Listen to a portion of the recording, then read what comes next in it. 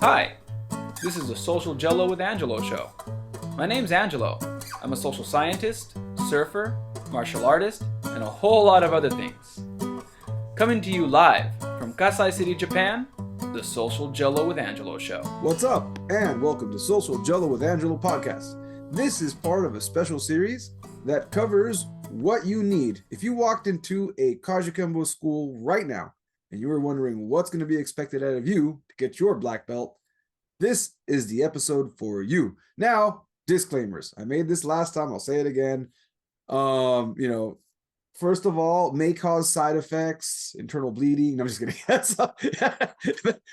All jokes aside, every method has different requirements. Every school has different requirements. So please keep that in mind as we go forward with this conversation. You might be coming from a different Kajukenbo school. We don't do that. We have this form or we have that form, and that's great.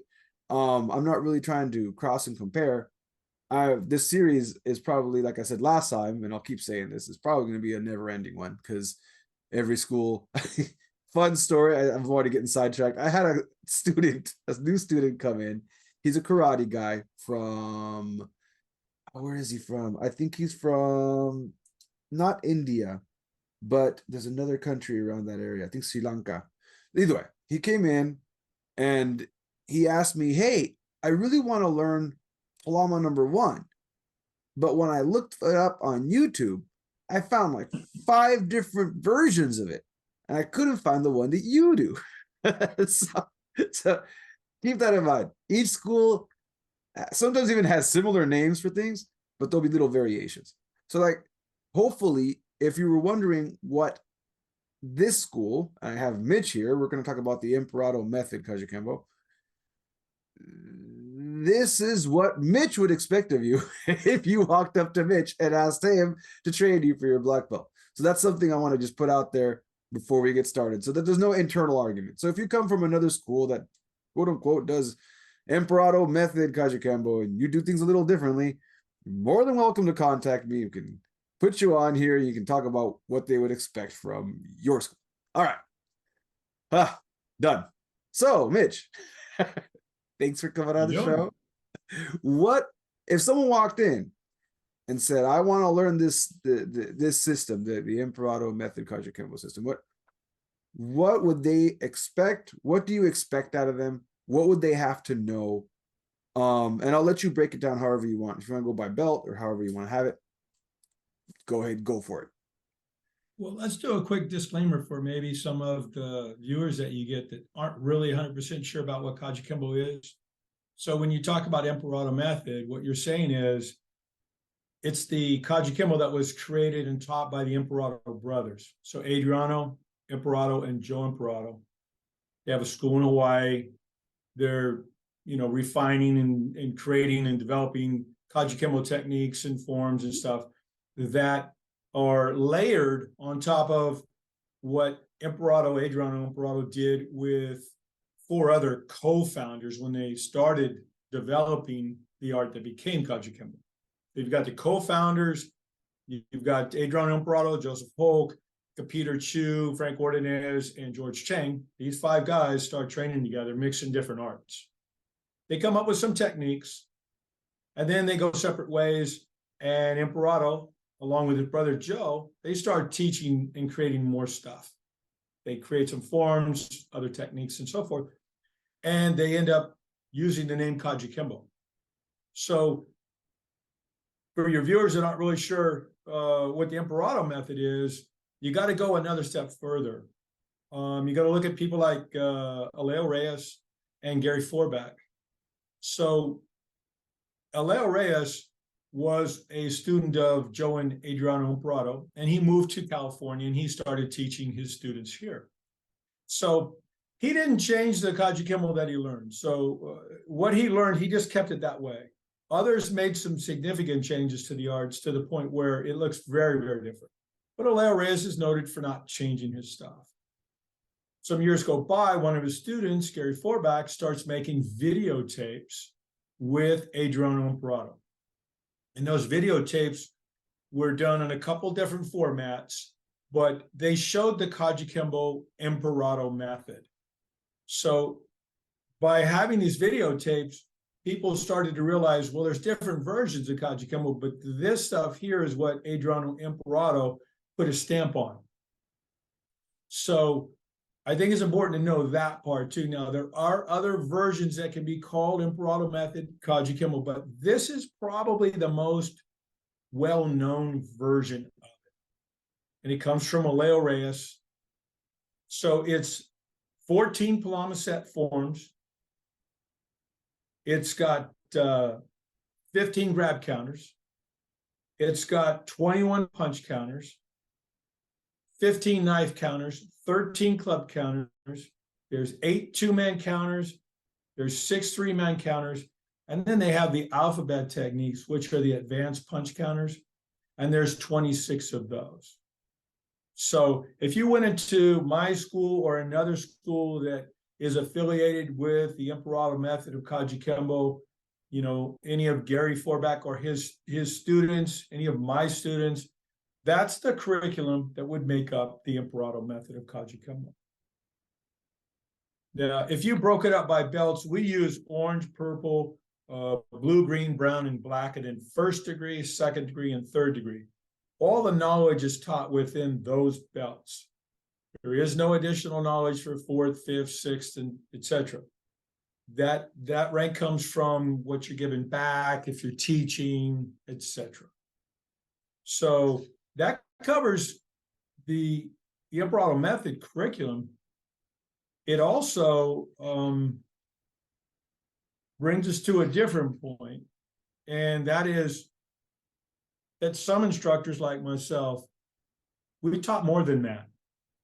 So with the help of my black belts, we came up with a curriculum that covers other things and incorporated that in the Kajukenbo. So our students learned boxing and kickboxing and grappling, etc. And I think a lot of schools are doing that now. But that gives you your base curriculum. And then I'll acknowledge that not all the schools stick with that solely. A lot of them layer stuff on top, which is what I did. So a few questions come to mind.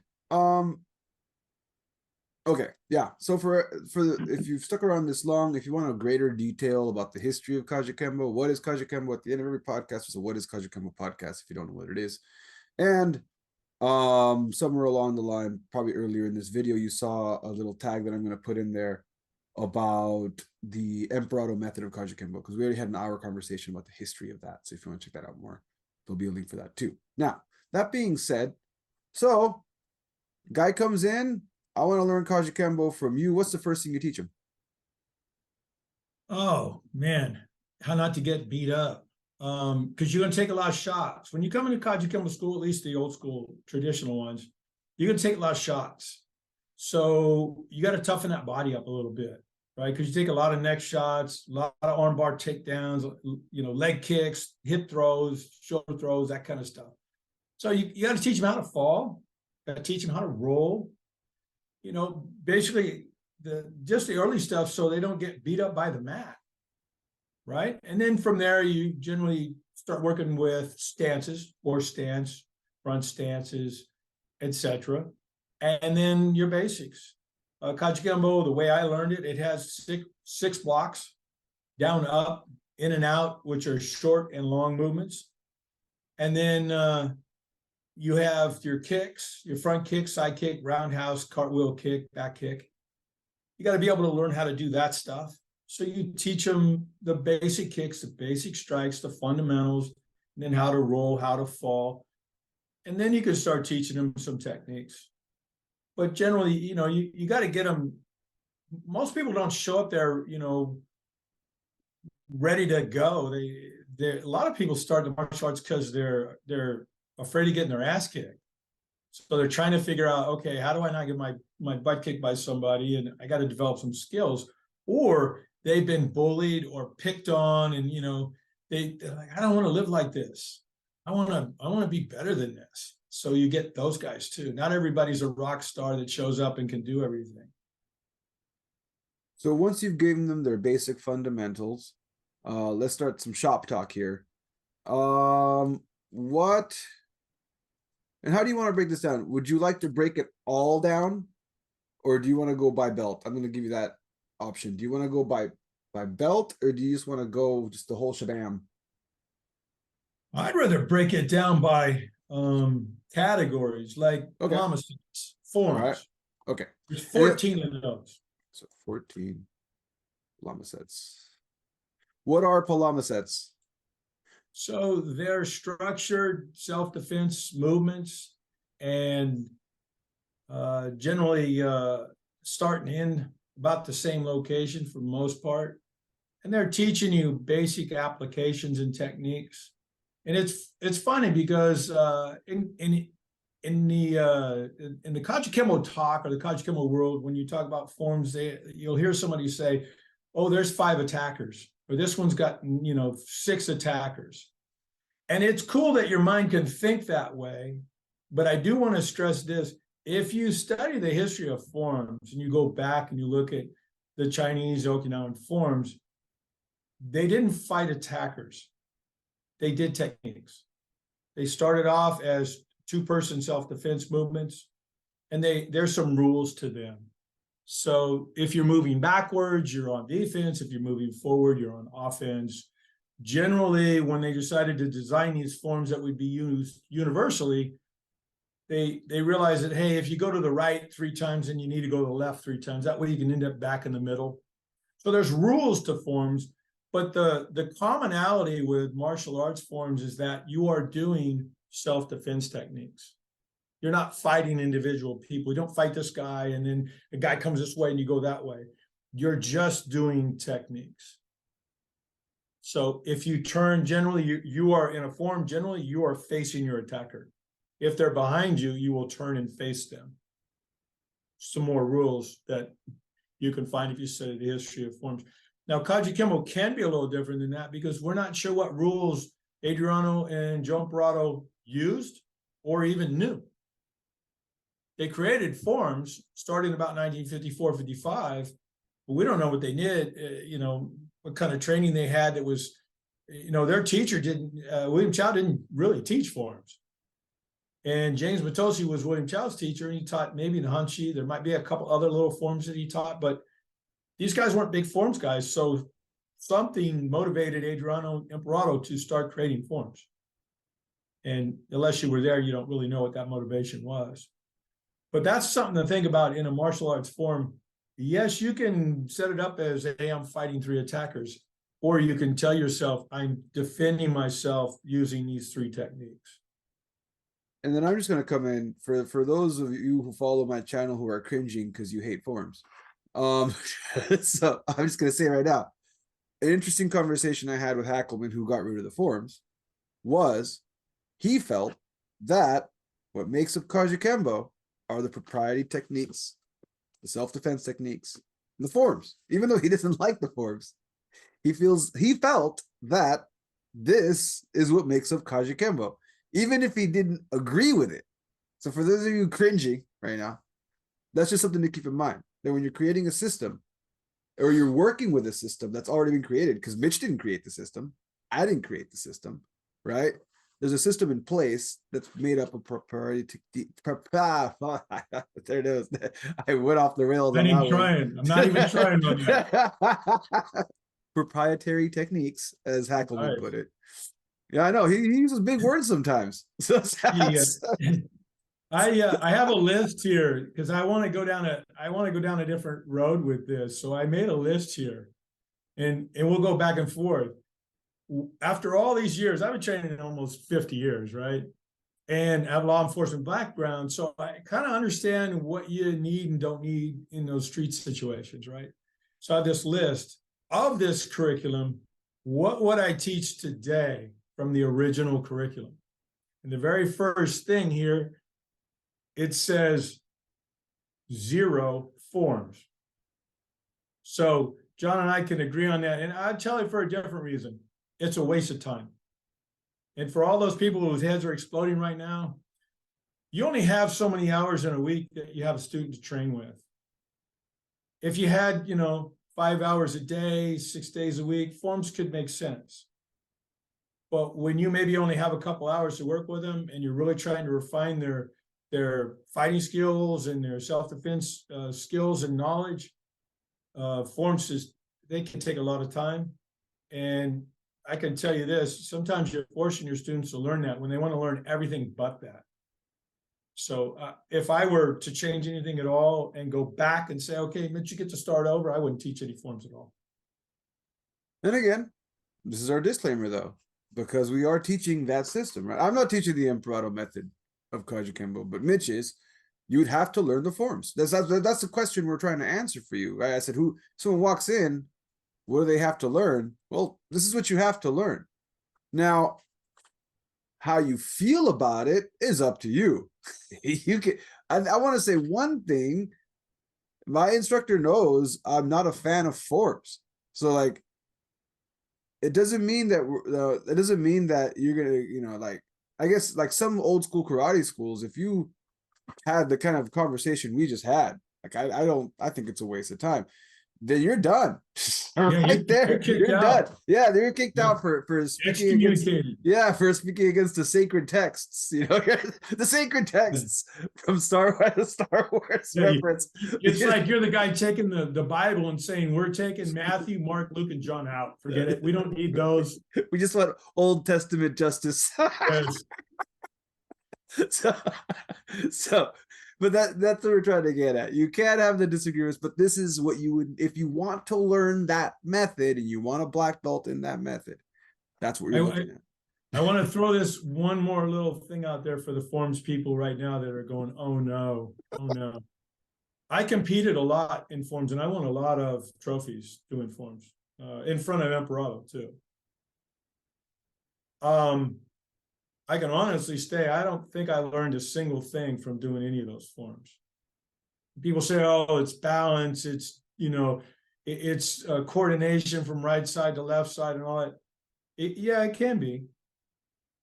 But you can do that doing drills over and over. That's why, a lot of schools don't do forms that are focused on tactical training. Just my 2.5 cents. But I can say running several programs, right? I run an MMA program, a jiu-jitsu program, and the Kajukenbo program, the family Kajukenbo program. Kids, they like forms. They enjoy them. It's a good filler. If you're filling time, it's a great filler. If you got a bunch of kids and, you only have so much of you that can go around and teach, hey, you guys go do those forms. And then the cool thing is you can get the student that knows them to teach them to the ones that don't. And even if that student has ADHD, which many of my students do, it'll keep them busy. Like I said, it'll keep them busy. It'll keep them from running off the walls, okay? Because if you leave an ADHD Kajukenbo kid alone, you are asking for trouble. Dude, I want to go back to something you and I talked about. This is part of my reason I don't value forms. We talked about this when I was young, and I learned my first form because I went to this, Taekwondo school when I was like 14, and I learned this first form. I seriously thought I'd be the baddest dude that walked the planet. And it didn't happen. And I was pissed. I was like, but I can do the moves. Right? So it's almost like it's setting you up for this big failure. So that's it. Let's move on. Grab counter. Right. So grab counters. First of all, what is a grab counter? How is someone grabbing you for this grab counter? So in Kajukenbo, there's a series of grab counters. They generally grab you with both hands around the lapel area. 2 hands. Boom, just grab a hold of you. And then you do your self-defense technique from there. And then there are some where they grab you with 1 hand and they throw a punch. And there's some where they grab you from, say, your back shoulder and they try to punch you. So there's 15 of these grab arts. And, they're pretty good techniques. If I were to say, what would I change about them? I would add maybe 5 more, and I would move the angles. There's not enough angles in some of the original knowledge. A lot of it is right in front of you or like right over your right shoulder. So they don't focus on your weak side as much. And if you're going to design techniques, what I know now is I'd focus on the different angles. So grab counters, generally they're grabbing you with 2 hands or 1 hand or in front or in back. There isn't anything for wrist grabs. There's nothing, there's no escape type stuff that you would learn if you did, say, Danzaru Jiu-Jitsu, even though Kajukenbo was based on Danzaru, there isn't any stuff for that. The throat grab and you poke and wrist lock takedown. They don't do that in Kajukenbo. That's more of a Danzaru stuff or small circle Jiu-Jitsu. So there's 15 of those. I'd probably add about 5 more and maybe change the angles a little bit so you can get a little bit more coverage. And I call this area 3 feet all the way around me my safe space. And I need to be able to protect that all the time. It doesn't matter what direction I go. I have to be able to protect that 3 feet around me. So if you're not giving me any angles and I have to try to figure out on my own what I'm supposed to do here, what I'm supposed to do there, I would look as an instructor to try and fix that. Punch counters are next. So for those, so we're kind of theoretical here. For the layperson kind of casually listening, who's gotten this far in, what would a typical grab, we'll just try the double lapel. Double lapel grab. What's going on? What would be a concrete example of double lapel grab defense? What would it be? We'll just do the beginning one. You strike up underneath their elbows with your palm heels. So you're trying to shove their arms up. You're popping up this way. And at the same time, you take your right foot. You can use either leg. We don't really care. But in the technique, it's designed with the right foot. And you kick the attacker in the groin with the front ball of your right foot. All at the same time. Boom. That'll collapse them a little bit, and you pull them back towards you. Since their body weight comes on you, you can circle your hands over the top, drive their arms down, and their body will go downward. That's as simple as you can get, or something like that. Right? You're just striking them and getting them to let go of you. I do want to point out here, and this is a great time to do this. I watch people do grab art techniques, and then they'll take the guy to the ground and they'll beat them for 5 minutes. They'll, break their arms, all this kind of stuff. Look, it's a grab art self-defense technique. If your goal was to kill the guy, why do all the technique? Just punch him in the throat. Guy grabs you, boom, punch him in the throat. If you're going to do the technique, which some are pretty complicated, you got to learn it and develop it. You're going to do all that work and then kill the guy. The idea is that you're escaping from this grab. So when I see someone dragging a guy to the ground off of a grab art technique, they come here, hit the face, make them, let go by driving their arm in, and then they pull them to the ground and smash their head in the ground with their foot and spread their legs apart and punch them in the groin and flip them over and do it. If you're going to do all that work, don't do the self-defense part of it. Just start beating the dude while he's standing up. That's my rant. I'll leave that alone. So in your method, there's going to be a counter, a strike, a takedown, and that's it. Well, then you got to think what happens, right? So from a law enforcement perspective, what can you do?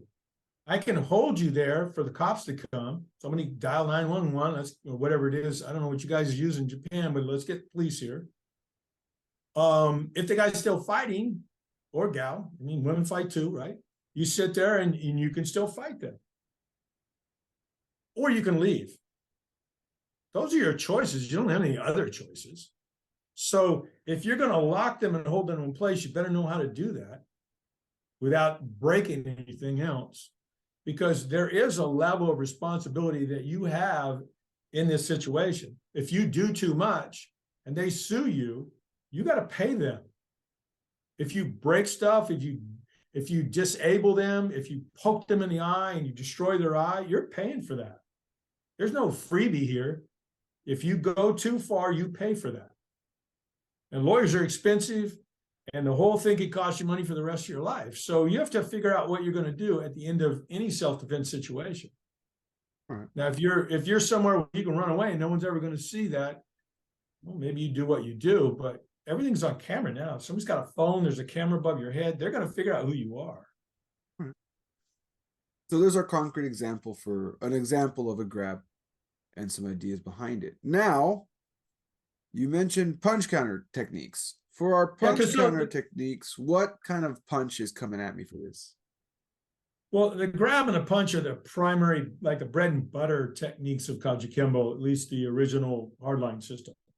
So with the punch counters, got to go back and look at how the punch counters were developed.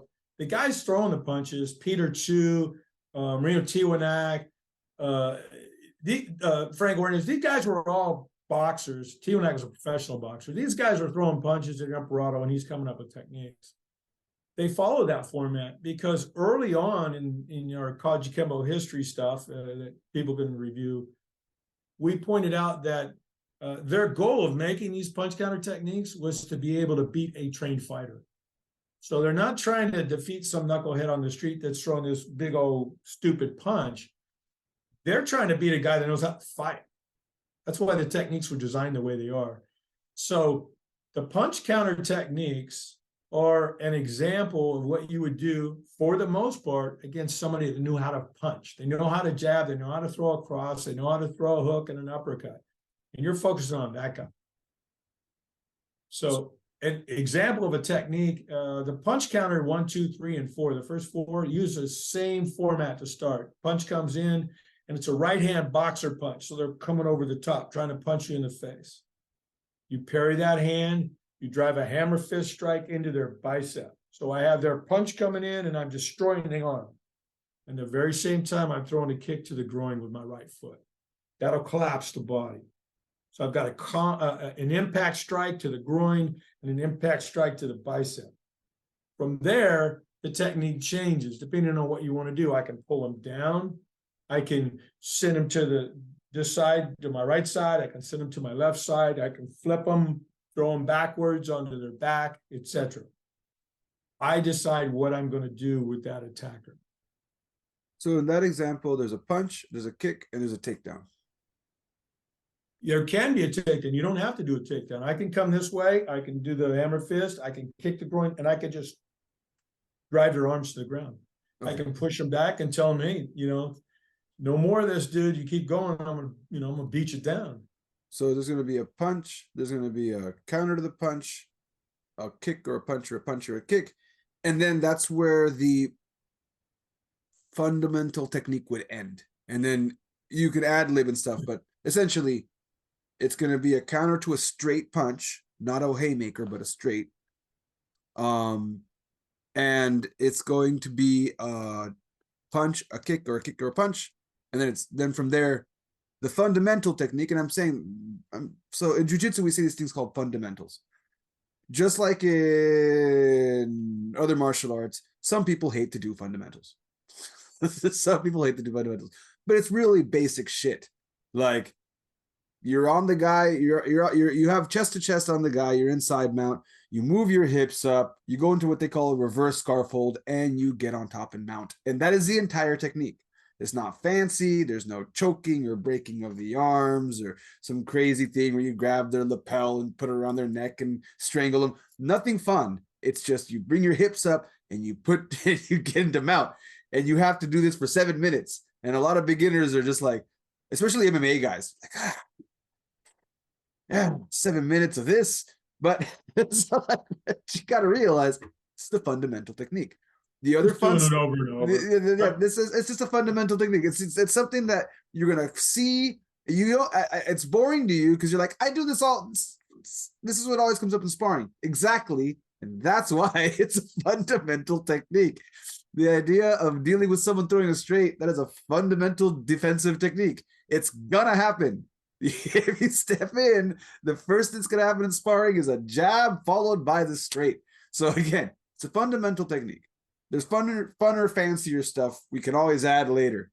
But if you can't get past, as stupid as it sounds, especially because we just talked about earlier, that a lot of people that come in, some people are badasses, but many of them don't have any idea and are scared. Right? They're trying to build some skills, right? Yeah. So you got to do drills for that. Yeah. So again, and you can't punch and kick the air forever. You got to use bags and you got to use pads and then you got to use people. Yeah. So again, it's fundamentally You're countering the straight, a punch or a kick, and that's the fundamental technique for a punch counter. And there are how many of these?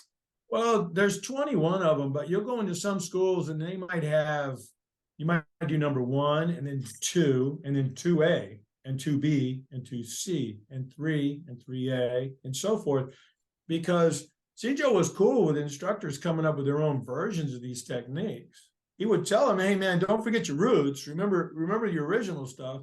But yeah, you can be creative and come up with stuff on your own. So that's why you'll see, 6A and 6B and so forth. So there could be another half a dozen of those techniques. There's 21 textbook techniques. Okay, so there's 21 textbook techniques in the Emperado method that you follow for your curriculum. Yep. So far we have 14 Palama sets, 15 grab counters, 21 punch counters. What's next? Yeah. So we'll go to knife counters. Actually, let me back up real quick because we talked about what I would change. Let's stay with that because we went there.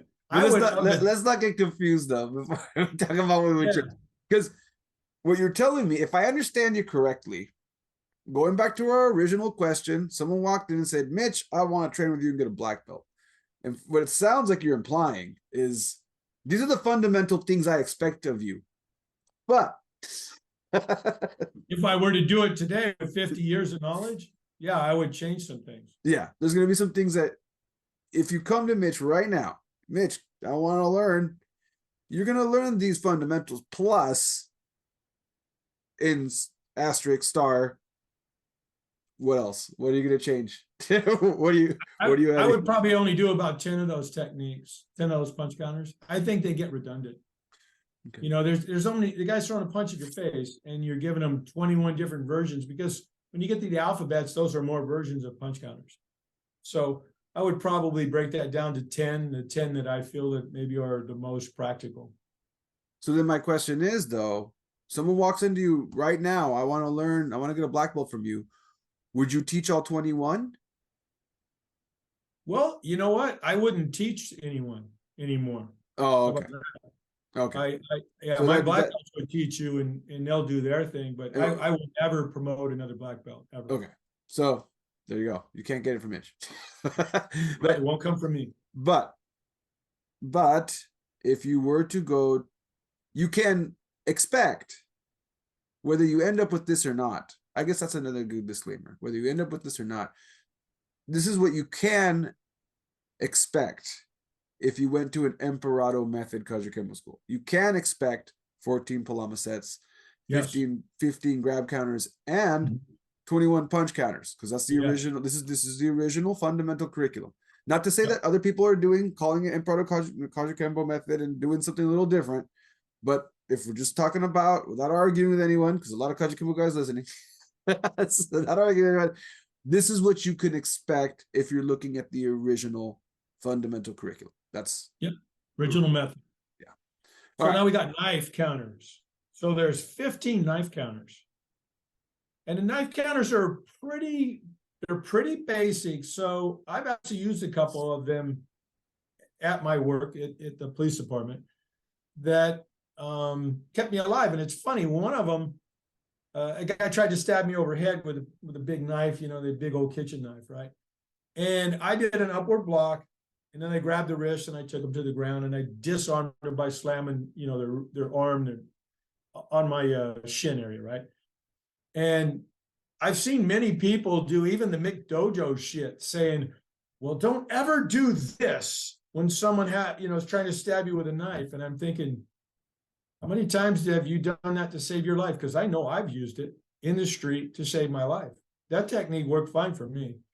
So the techniques that are in the Kajukenbo original method are for someone who is not a knife fighter.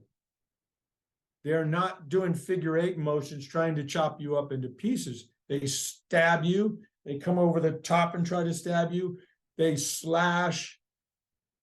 Just the basic, knife 101 stuff. So you need to learn that too, because not everybody's going to be this knife fighter. They're going to be someone with a knife very limited skill that comes up and tries to shove that knife into your gut. You need to be able to figure out how to stop that arm from coming up, or reposition yourself and not get stuck. And if you get too complicated, your shit ain't gonna work. So getting a little more in the concrete area, we have someone trying to attack you with the underbelly gut Yep. stab. Yep. You have someone trying to stab you like Michael Myers over. Yes. And then you have the slashing. Are they holding the knife reverse grip or regular grip for the I think slashing? it doesn't matter, because you got to look at it's all about angles. So it's not really that the knife is this way or the knife is this way. It's the angle of the arm as Of the it's attack. coming towards you. Right? Okay.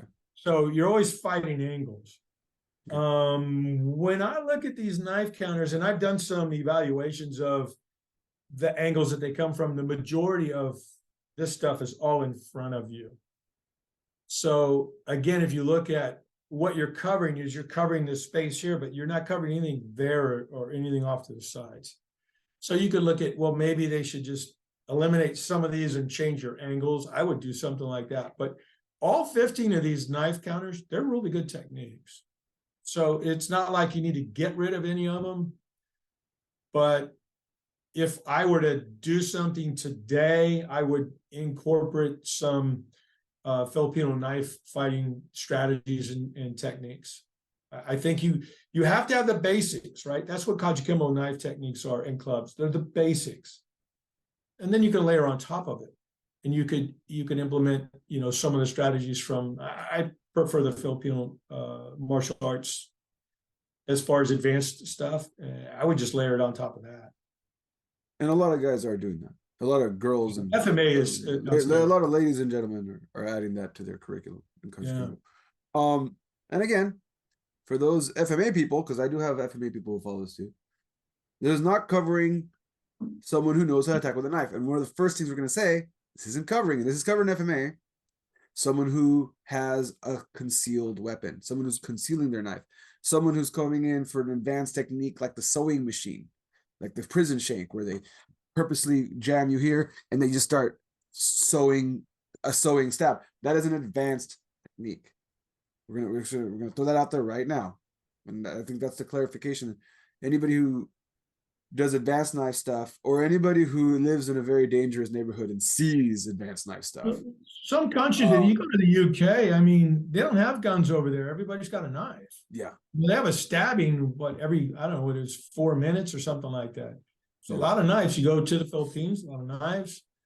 You get outside, even the US has a lot of knives now, but you get outside the US and, the knife stuff is prominent there, especially places where they don't have a firearm.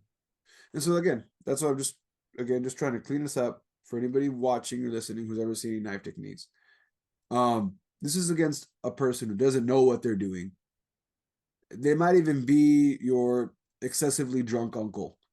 Yeah, that was the same thing running through my head. You're in a bar and some drunk dude that you were just drinking with now doesn't like you. Yeah, or some friend, someone who doesn't necessarily know what they're doing, and they grab the knife and they start slashing at you.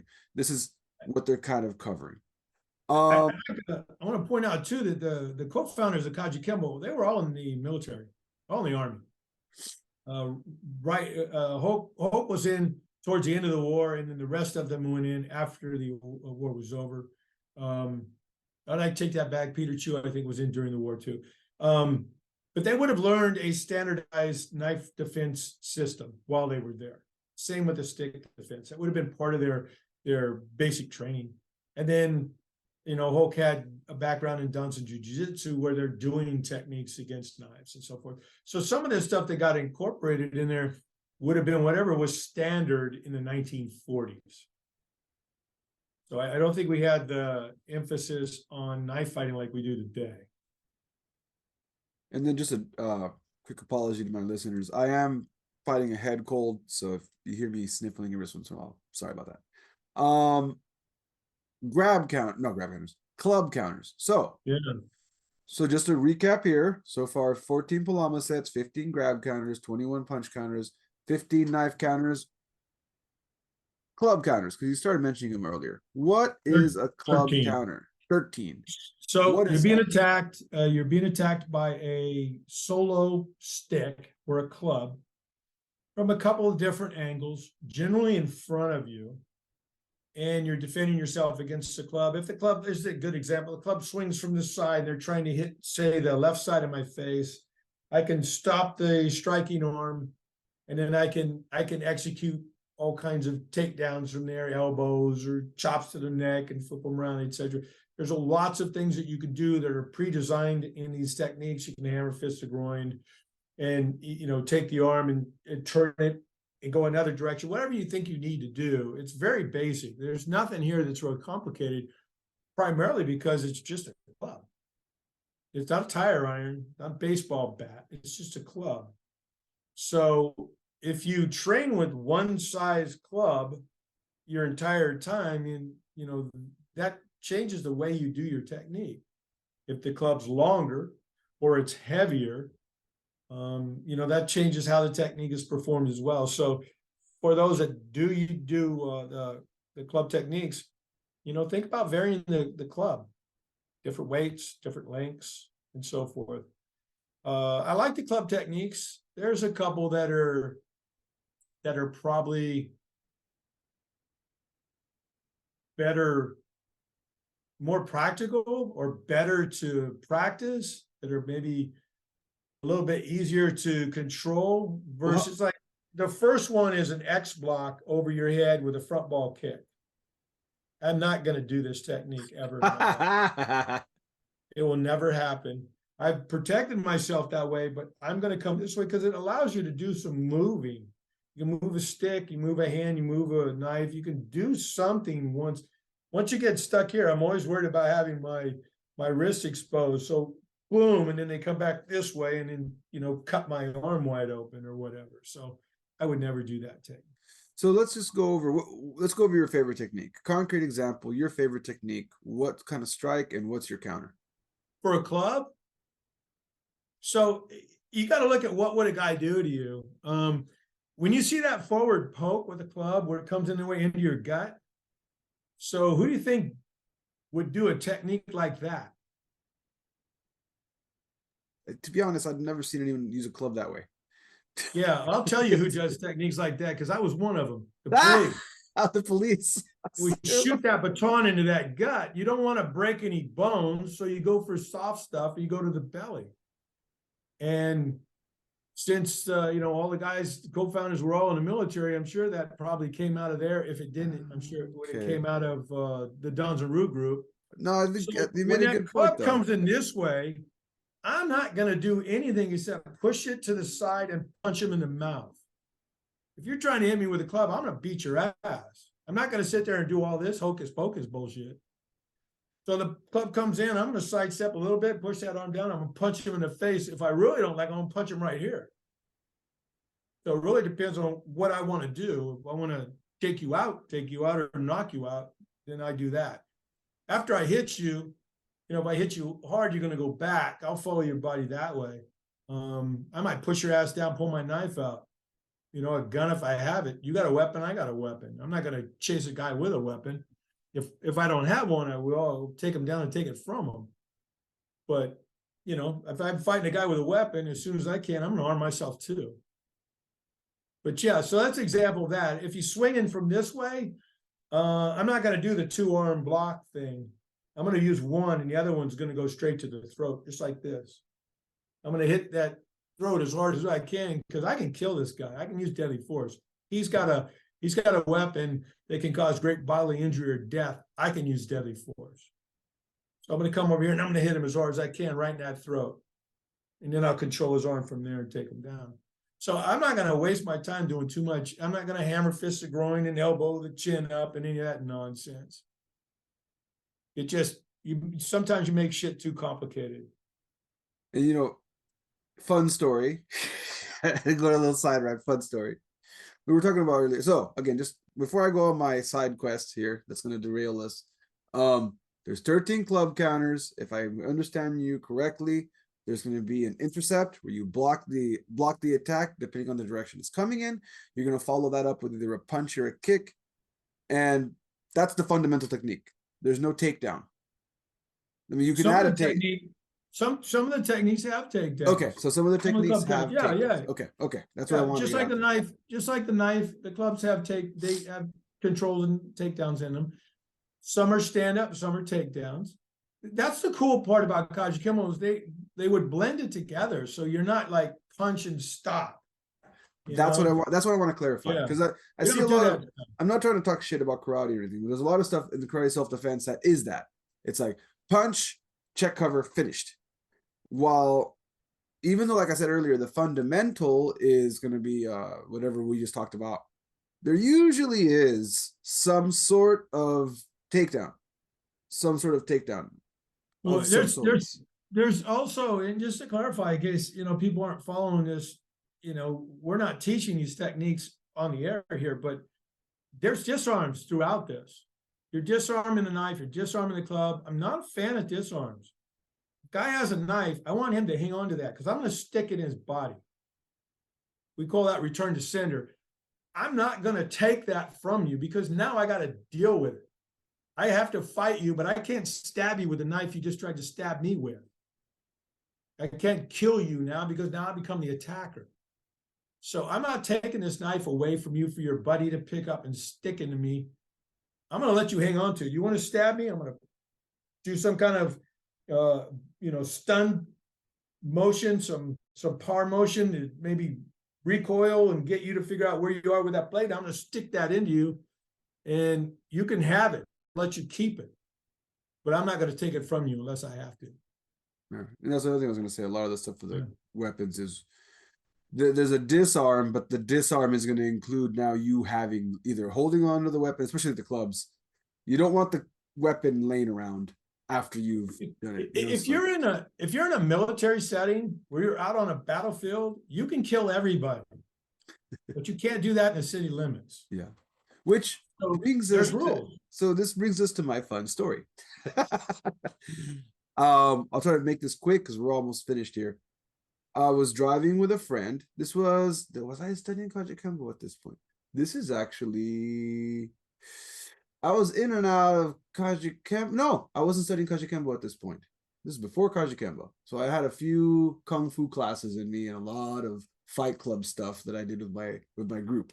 My story for anybody following this, I had a fight club that I was in since from 12 to 18, random people, military, police officers, black belts, and whatever. Say we didn't care where they came from. We just have a fight night every week. So I didn't have a lot of formal training behind me. And I pull out onto the road and this truck comes barreling down and starts tailing me and honking his horn. I ignore him. We get to the next light. Me and my friend, we're both in the car. We're driving to the grocery store. And I get to the next light and the guy starts trying to like maneuver around me. And I'm just trying to get into the slow lane to let him pass. Cuts me off, slams on his brakes, and comes out of his car. Now I'm pissed. And I'm like, I'm going to fuck this guy up. And I had a knife on me. He didn't know that, but I had a knife. I had a knife in my pocket, and I also had my my chain that I have. I have a wallet chain, and it had a double purpose. So I grab the chain, I start wrapping it around my hand, and I come out of the car, and the guy comes out, and he's got a mag light, police officer's mag light, about so long, so you can use it as a club. And he's holding it, and he's getting ready to use it as a club. I'm like, okay. As soon as he comes over with that club, I already have a chain wrapped around my fist. I'm gonna get out of the way, and I'm just gonna pop him with my improv brass knuckles. As I'm thinking this, I look to the left and I see a little old white lady in her car. And she's looking at me. And she's got this look of shock and horror. She's looking at me. She's not looking at him. She's looking at me. And the guy who attacked me, and we're going to go with race here, the guy attacking me is white. And I'm a brown guy. And I look at the little scared white lady, the old lady, and I'm like, fuck. If I fuck this guy up right now, I'm going to get arrested. I'm going to get arrested. And even though I have my friend in the car who's getting out to the side to help me fuck this guy up, and he's white, so that's going to help me. When the police officers arrive, they're gonna know it's not a racial dispute, and that I'm not some It sort of ain't gang gonna help you. member. He'll be a witness. But yeah, but he's my friend. He's my friend, and he's gonna witness. But if he beats him up with me, He won't. He's just gonna be the witness. So like I'm thinking all this stuff, and it hits me. I'm like, I gotta de-escalate this quick. So I look at the guy. I'm like, what the fuck, man? You just ran me off the road. And he looks at me, and he looks at the same old lady. I'm like, look around, man. What are you gonna do? Are you gonna pay for this? You just ran me off the road. And like, he realizes what happened. He jumps back in his car and he takes off. And he did. He ran me off the road. Like in his driving maneuvers, I ended up popping a tire. Oh wow. So like, I get back in the car. I fix my tire. I notice he's got a Pizza Hut. He's got a Pizza Hut sign on the top of his truck. So I know where he's going. There's a Pizza Hut right down the street. So I drive back down there, and my friend's like, "No, we're gonna go fuck him up." I'm like, "No, we're not gonna go fuck him up. We're gonna get my tire fixed." So I go in there. Long story short, his boss said he wasn't there. He doesn't know what I'm talking about. The cops did show up because the lady called the cops. There were people on their phones. The cops showed up, asked me what happened. I said, some guy in a Pizza Hut truck ran me off the road. I'm pretty sure he works right over there. They're like, okay, well, let us handle this. And of course, I didn't listen to them. Once they left, I went over there and I said, hey, man, I was trying to give him another chance. I said, hey, I know he's hiding back there. You tell him he comes out right now before the cops find him. You tell him, hey, we can take care of this. It's like about $120 for the tire. We'll settle this. I'll call the cops and I'll say, forget it. That I'm not going to press any charges. Forget it. And he kept hiding. So fast forward, 3 years go by. I forget about the entire incident. So I'm like, okay, whatever. It's a fun story. The end. I get a phone call from it. No, I don't get a phone call. There was a detective that shows up at my house. I know this because my dad's like, what'd you do? I'm like, I didn't do it. I didn't do anything. Wasn't me. It wasn't me. Guy looked just like me. Yeah, it wasn't me. What do you mean? It's a detective that's looking for you. I'm like, oh, fuck. So I'm surprised. I'm like, oh, how can I help you? He's like, well, I'm out here. I'm following up on a case. And I'm like, all right. He said, when you have some time, here's my phone number. I don't want to talk to you in public. Come to my office, and I got some things I'll show you. And I'm like, is it like, am I, should I be, yeah, do I need a lawyer? And he's like, no. This has nothing to do with that. Actually, we need you as a witness. And I'm like, all right. I had no idea what he's talking about. I had no idea what this guy's talking about. I come in, and he's like, I really appreciate you taking the time to come out here. A few years back, you got ran off the road. And I'm like, thinking about it, yeah, I did get run off the road a few years back. So apparently this guy ended up committing other crimes. Yeah, that's generally how this works. Yeah, he ended up committing other crimes, and he ended up having a list of things that he did. And whatever he ended up getting, I think the last one was assault on his girlfriend or something. So it would turn out to be a whole case. But the point of the whole story is that this was a violent character. He was not a good person.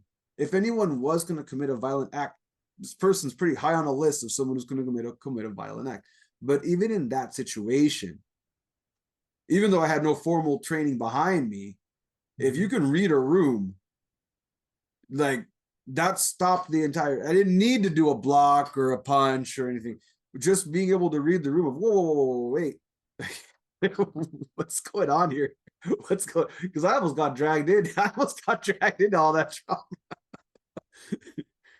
Yeah, it's amazing how far you can dig yourself into a hole if you let your ego go.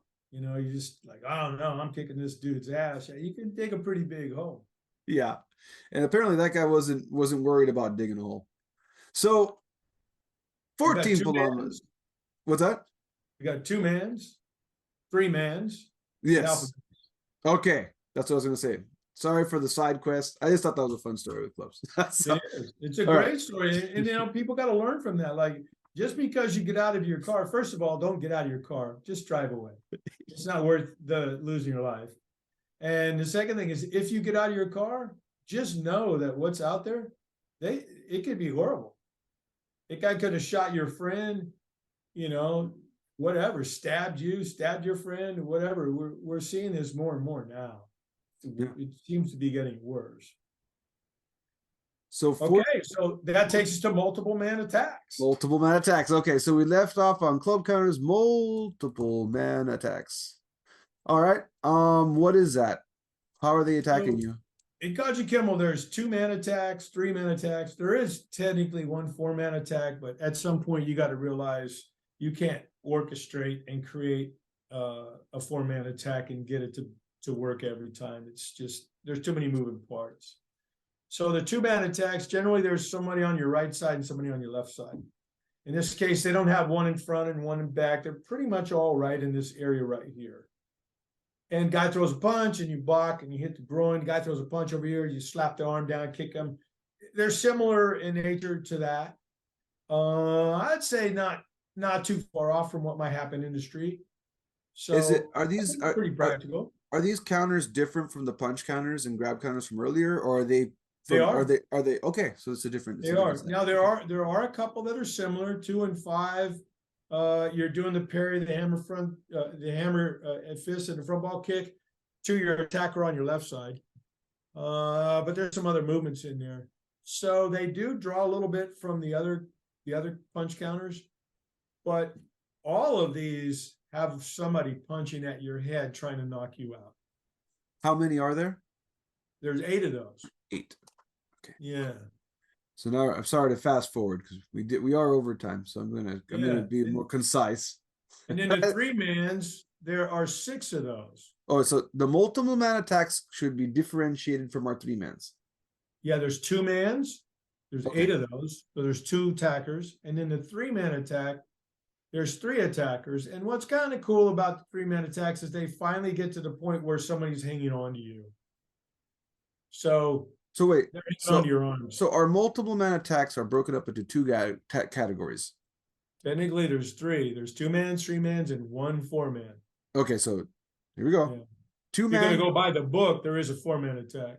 We're going by the book or whatever. We talked about this earlier. If we're going by the book, there's a 2-man, 8. There's 8 techniques in 2-man. How many in 3? 6. 6. How many in 1 4-man. And 1 4-man. Okay. So there's a total of I hate doing math. 15. So there's a total of 15 multiple man attacks, and this can be broken down into 2-man 8, 3-man 6, and 4-man 1. All right. Next. Yes. Alphabet techniques, which are the advanced punch counters. Those were created by Adaptation Emperado, and my best guess would be 1958-ish.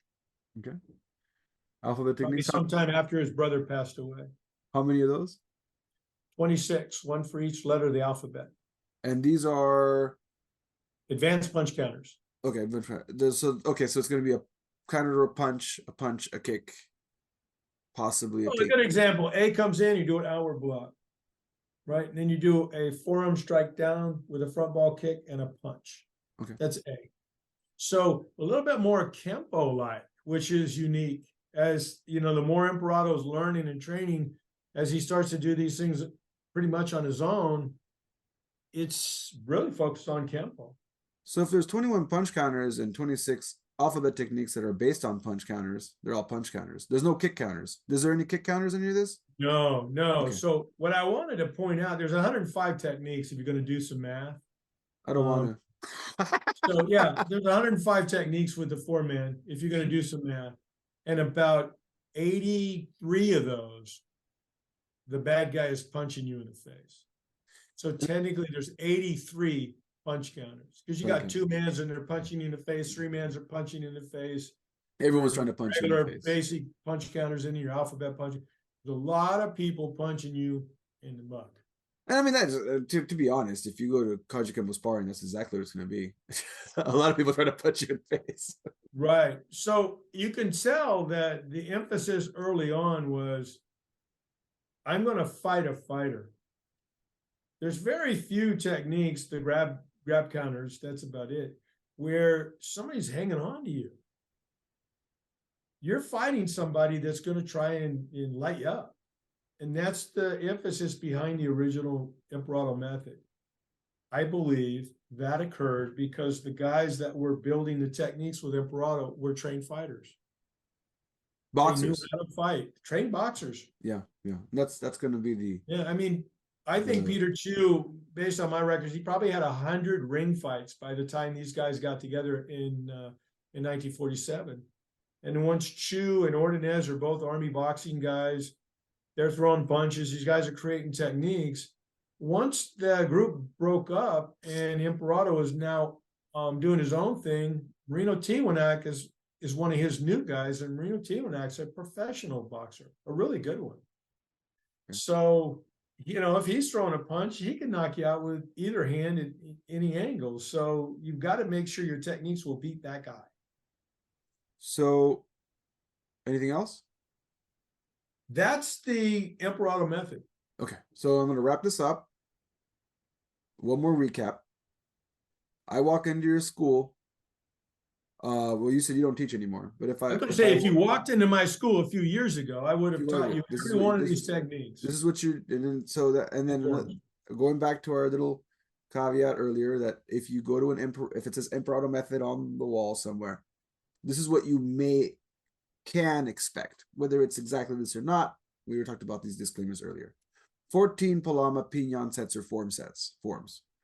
15 grab counters, 21 punch counters, 15 knife counters, 13 club counters, 15 multiple man attacks broken into categories of 2-man, 8, 3-man, 6, 4-man, 1 technique, and finally our alphabet techniques, which are more punch counters, 26 of them. Mm-hmm. All right. That's it. That's the whole thing. Now, yes, some of you might be like, the fuck, guys? Over an hour talking, you couldn't just say that at the beginning? No, we couldn't. And the reason I say that is because it would have just, first of all, it would have been a 5-minute podcast. Second of all, you would have had no concrete examples or in any context of what are the kinds of things we're thinking about as martial arts instructors. Mitch is coming from a law enforcement background, so he is very concerned about the law when he's doing this stuff. You've worked with police officers, so a lot of your context is also dealing with, if you think things are tricky just from a citizen's standpoint, like I'm defending myself, things get even more complicated from a police officer standpoint. And I don't think I need to talk about the political climate to remind you of what that is. So another thing you want to keep in mind is when you're going to a Kajukenbo school, your instructor's background is going to influence how they're going to approach these techniques. We have these core techniques. If you have a guy who's got a military background that doesn't have a problem killing people, he might go on a long tangent how to break their neck and all kinds of stuff, right? How to take their knife and take the club and start beating them with it. Each instructor may go in a different direction with this, but these are the core fundamental techniques. And I thought it was important to kind of break it down with some stories for some context of when or when not and what this looks like. We always talk about what Kajukenbo is about, the streets, right? So I think it's important to bring in some of those stories from the streets to talk about what it really looks like, because sometimes it doesn't look like at all what you thought it was going to look like. Well, there's layers in all this stuff, man. Like, you learn self-defense, right? Because that's what this is. It's a self-defense style, but that's not enough. That's a piece of your puzzle, but that's not enough to protect you. You got to learn how to box, and you got to learn how to grapple correctly, and you got to learn how to use a knife in different levels. You got to, if you can, you want to learn how to use a firearm. And then you want to go flip side of that. You want to know how to take a firearm away, take a knife away, take a club away, how to stop a guy who can box, how to stop a guy who can grapple. So there's all these different layers that you have to build on. If you don't, you might have some self-defense skills that'll protect you as long as nothing's too chaotic. I got lucky. A lot of the guys in my school that were students of mine, they were cops. I either met them at work or I met them from another agency or whatever. And when we trained with the mentality that we got from the police academy. And we knew it was a higher level. We knew that there was going to be more intensity, and we used a lot of drills, just like we would if we were at the PD. And I'm just looking at a sheet here. I had 93 techniques that I added to this. street boxing drills, street kickboxing drills, takedown and control drills, and street grappling drills. So I layered all of this stuff on top of that stuff. You notice it all says street, because the emphasis is that you're in the street, not a ring. The ring has different rules, or it has rules. I mean, the street does too. People, oh, the street doesn't have rules. Bullshit. Yeah, the street has rules. Dude, if you don't follow the use of force correctly, you go to prison. You lose everything you've ever owned. You don't win the fight and then go to prison. It doesn't make sense. So you have to have enough common sense to do what you were talking about. You said, hey, wait a minute, I got to de-escalate this stuff. This got too crazy too fast. Well, I taught tactical communications, which is verbal judo. I taught that for a decade at the police department. I knew that right away. I was like, oh, wait a minute. I can't just punch everybody and, get away with it. I got to learn how to talk to people. But when you get down to like, you really want to be a good martial artist, you seriously want to do this and be the best you can, then you need to get as much knowledge as you can, but you need to learn how to do everything correctly with the basics first. I don't care whether you're doing, Kajukenbo has karate, judo, jiu-jitsu, kempo, boxing. We'll give you a baseline. Well, you can go to a better karate school, you can go to a better judo school, a better jiu-jitsu school, a better kempo school, and a better boxing school. And that's still not enough, because there's knives out there now. And another thing I was going to say, do you allow that? If a student encourage it. There it is. All right. So that's what I want to mention to people. Because I say this, I have a group of guys right now that I was telling you off camera about. And I told them, hey, I'm only here a certain amount of days out of the week. If you want to be a professional fighter, I highly encourage you to go to another MMA gym. Find a place where you can train. If the schedule doesn't work, if you're going to another professional MMA gym, you want to be an MMA fighter, and you have also a work schedule. That's another thing a lot of people come in that want to be MMA fighters. They never think about. You have a work schedule, 8 to 5, Monday through Friday. The gym you pick may or may not be open when you're available. Mm-hmm. So I always tell them, hey, I'm not strict. You can come in here. These are the things I teach. You can call me. You can come in. Maybe we can work together 3 or 4 times a week, according to your schedule. But if you can find somewhere else so you can get 6 days, I really recommend to get as many places as you can to hit that 6 days. I can't be your only source because our schedules might not match. I'm only one guy. Maybe when my school gets bigger, I have more coaches, I can be that guy, but I'm not. So that's one thing. And I don't know. I'm not going to say that's every Kajukenbo school. But what we can say for this one episode is that if you wanted more, you are allowed to go get some more. Go get some. Mitch won't stop you. And I'll say for myself too, I'm not going to stop you either. I'm going to encourage it. And if you learn something new, if you go out, I don't have an FMA system. If you go out and do FMA and do crazy knife stuff, come over here, show me some of that crazy knife stuff. I want to see it. I'm not going to stop you. Now, we still have those fundamentals that we talked about. That's the fun. And this is what Kajukenbo, now Kajukenbo guys are probably listening, and I might have lost a lot of the other listeners. For you Kajukenbo guys, this is what I think many of you are talking about when we say sticking to the root. We have our root. We have our base. Someone asked us earlier on the Kajukenbo training page, what do you do if you add or whatever? Well, you have your base, make it your own, but you're going to have a base curriculum. You're going to have your fundamental curriculum, which is what we just talked about. And then you can build off that. And that's what I think we kind of discussed today. Well, in an hour and 20 minutes. Yeah. In Kajukenbo, really what you're learning how to do, you do all these techniques and forms or whatever, you're learning how to move in a Kajukenbo-like manner. And what that means is you're developing the idea and the concepts to be able to go from striking to grappling to striking at any point. Because that's what Kajukenbo does. But that's what you're focusing on there. And whatever drills and knowledge and stuff you can learn that gets you better at that, whether it's, wrist lock takedown, armbar takedown, throws, blocking a punch, any of that stuff, whatever you can get that gets you better at that, that's what you want to learn. You don't want to keep trying to do the same shit over and over. You are you. You're exactly you based on everything you've been doing to this point in your life. You want to be different than you are today, you got to do something else. So I hate to give myself more work, but because this was an hour and 20 minutes and I want people to listen to the answer of the next question and then listen to the rest of this. All right. Before I start the intro of Social Jello with Angelo, which is coming next, I'm going to edit this in. This is edited from the end of this podcast. Someone walks into your school, they're testing for their black belt in under a minute. What can they expect to experience for their black belt test? To quote Mr. T, pain. Yeah, it has to hurt. If it doesn't hurt, you're not going to learn anything from this. So full contact sparring, full contact fighting. You're going to do, in our case, you're going to do all your techniques and all your forms, and you're going to do boxing, kickboxing, ground grappling, and MMA.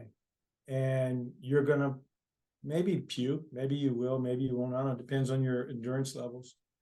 But you also have to deal with overload, a lot of overload. And it's worse now. I've seen some other schools out there, they're even better. You know, I thought I did a lot for developing our guys with all the drills. I've seen some, well, Ackerman's one of them. I've seen guys out there that are just really pushing the envelope and figuring out just how much training that you need and knowledge that you need and how to put it all together. So we got to get away from this belt bullshit. It's great for kids as they're trying to come up and mommy and daddy want to go, little Billy's got a purple belt. He's the best martial artist in the world. That part's fun for all them. But when you get to be an adult, you got to forget that belt nonsense and you got to focus on principles and techniques and concepts and figure out, how do I become a better martial artist, a better fighter, a better whatever you're trying to do? And stop putting the limits on there. Like, oh, I got to get a purple belt. Why? Who cares? So you want to learn knowledge. So there it is. That's what you can expect. All right. So we started and ended with this.